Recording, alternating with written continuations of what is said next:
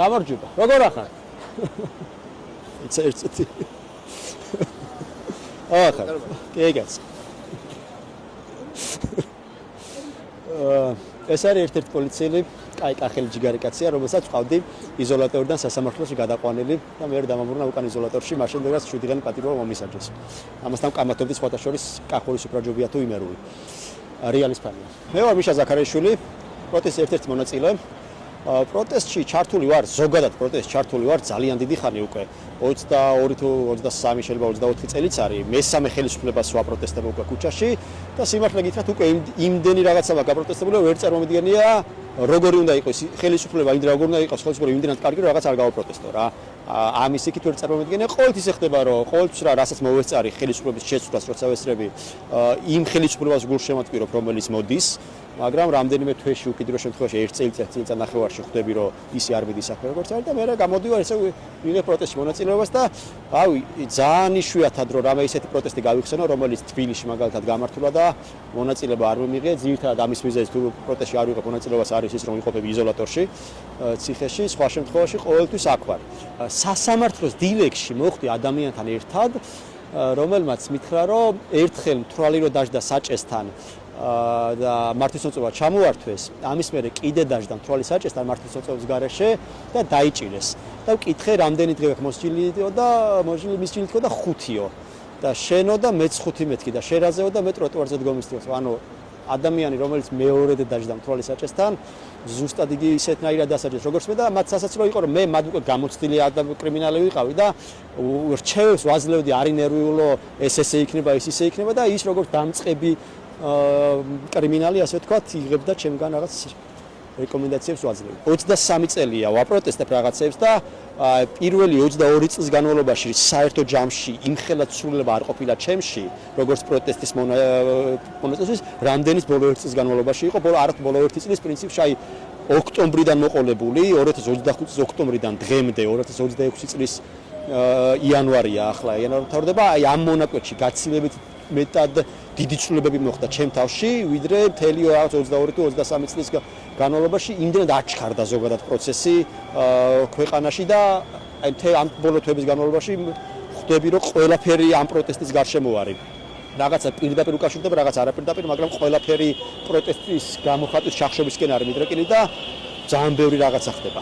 მომისმენია ბევრი ადამიანისგან, რომლებიც არ მონაწილეობენ ამ პროტესტში, ძირითადად სხვათა შორის შედარებით ხანშესული ადამიანებისგან, რომ ეს დაახლოებით ასეთი პრეტენზია მომისმენია, რომ თქვენთვის გახართ და თქვენთვის იბიჭვით, იმიტომ რომ თქვენთვის გინდათ ევროპა. და აქ მე რომ შეადა მე რომ პენსია არ ყოფნის, მაგაზე არ ვფიქრობთ და არა აქ იმ ხალხს იმის აღქმა რომ ჩვენ ევროპა გვინდა თუ რაც გვინდა, იმიტომ გვინდა რომ ხალხი კარგად ცხოვრდეს და რაღაც ლურჯ ფონზე დახატული ყვითელი ვარსკვლავები საერთოდ არ გვაინტერესებს, ჩემი დროშა ბევრად მირჩევნია მაგალითად ევროკავშირის დროზე.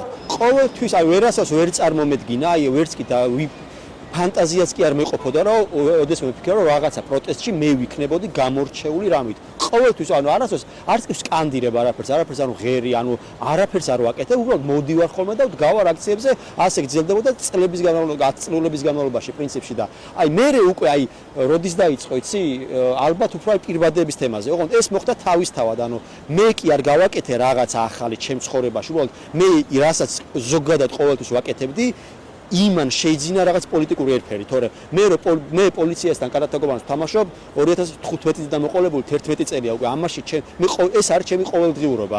მე მგონი რომ აი მინიმუმზე არის ამ წუთას დასული პროტესტი, გულისხმობ რომ აი მაქსიმალურად შევკურშეს იმდენად რომ მეტად ფიზიკურად ვეღარ ვიკურშებით, აწი თუ გავიზრდებით, თორე აი ორი კანონი შემოიღეს ბოლო პერიოდში ოქტომბრიდან მოყოლებული, ორივე რეპრესიული, ორივეზე შემოიღეს პატიმრობა ისეთ რაღაცაზე, რასაც მანამდე არ იყო, მათ შორის სისხლის სამართლებრივი და არც ერთ კანონს არ მოყოლია უკვე ხალხის კლება. ორივე შემთხვევაში არა შეიძლება ბევრად, მაგრამ რაღაც რაოდენობა შეიძლება მოიმატაკიდეთ უკვე ამ იმაზე. ანუ მგონია რომ ამას აღარაფერი აღარ დააკლდება უკვე ეს ახალი კანონებიც რაღაც სასაცილოდეს აღარ ყოფნის უკვე, იმიტომ რომ ხვდებით რომ ამ აქედან უკან დახევა ფიზიკურად აღარ გაქვს. ვეღარსად ვეღარ წახვალ, ახლა მართლა ტროტუარზე რო გენომენ არ დადგება, აქ თუ არ დადგები, ბოლოს გეტყვია რომ საკუთარ სახლშიც კი კუთხეში დადექი, არა შუაში კი არა კუთხეში დადექიო და მაგას მე მგონი რომ ვინც არის კიდე ეს კი ცოტა ვართ, მაგრამ ვინც არის შემორჩენილი, ყველა ხვდება მაგას რომ აქედან უკან ფიზიკურად აღარ არის. ანუ ჩვენ არ გვაქვს ალტერნატივა.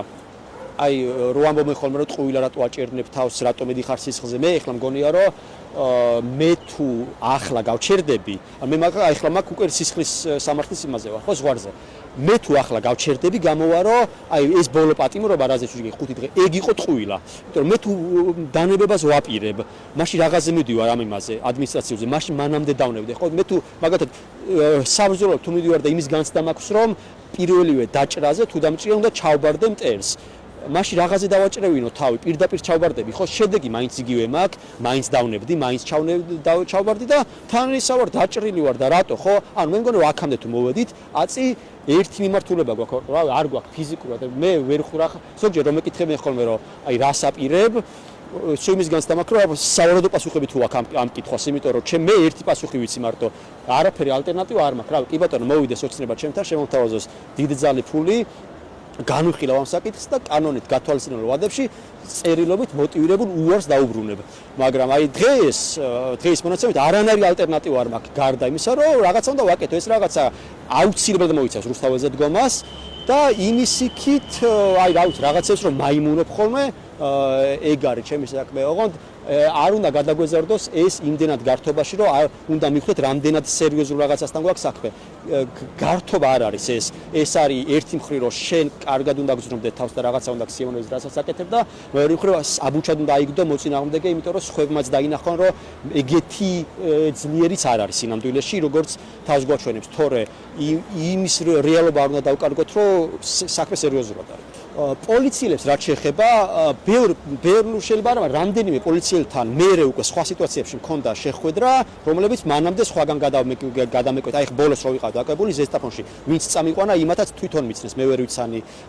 ამის წინა დაკავების დროს უკვე სასამართლოში რო შემხვდა პოლიციელი, იმან მითხრა, რომ პირბადის დალუქვაზე ვიყავიო შენთანო და სასტიკად არ მინდოდაო რომ ადმოხვდარიყავიო პირიქით, რო ვიცოდი რომ მაგ ტერიტორიაზე მოძრაობდი შენო, ვცდილობდი რომ მე არ მოხვედრილიყავ, მაგრამ ერთხელ ვერავარდეო და რაღაც იმაში დამაყენოს ეს დაცვას რომ იყენებდნენ ხოლმე გარშემო ამ დაკუნთული ტიპების დაცვას რომ იყენებდნენ ხოლმე, იქვიდექიო და ძალიან არაკომფორტულად გზნობდიო თავსო. პოლიციელებში ნამდვილად იყო ესა, რომ ხდებოდნენ რომ რაღაც ძალიან ცუცს აკეთებდნენ, ერთმა მითხრა კიდეს რომ შენ მე მგონი კანონი არ მოგწონსო და მიდი და სხვასთან გააპროტესტო, მეო არ მეკუთვნისო ეგ შენი პრეტენზიაო, იმიტომ რომ ხდებოდნენ რომ ის რასაც აკეთებდნენ არ არის სწორი და რავი რანაირად შეიძლება ადამიანს ახლა რომელიც თავის დროზე პოლიციაში შევიდა, იმიტომ რომ რაღაცა ილუზიები ქონდა რომ გამოდგებოდა რაღაცაში და უცებ მე სახში მიდის და შვილს თუ შვილიშვილს ეუბნება რომ აი დღეს რაღაც ის მომცეს საკანცელარიო ფაილი მომცეს და დავლუქე იმით რა ქვია პირბადეებს შეუძლებელია რომ ადამიანი მაგით იყოს ამაყით. მე ჩემი დათვლებით 16 სექტემბრის შემდეგ მარტო მაშინ ვაცდენ აქციას, როცა დაკავებული ვარ,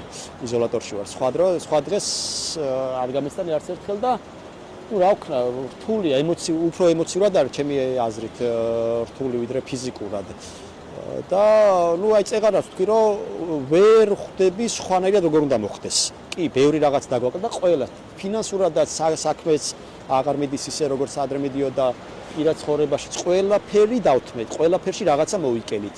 არ თუ ჯერ არ დავთმეთ, რისკია მოკლედ გავრისკეთ ყველაფერი, იმიტომ რომ ხვდებით რომ ამის გარეშე ანუ ისი არ გამოვა რომ ეს დათმო და ის გაგრძელდეს, ეგეთი რაღაც არ გამოდის. ანუ ქვეყანა დათმო და შენი ცხოვრება ჩაოლებად გავდეს არ გამოდის.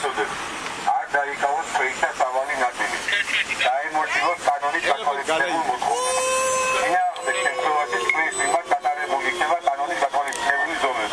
მესამე დაკავება ტროტუარზე დგომაზე აქ უფრო კოლექტიური ამბავია.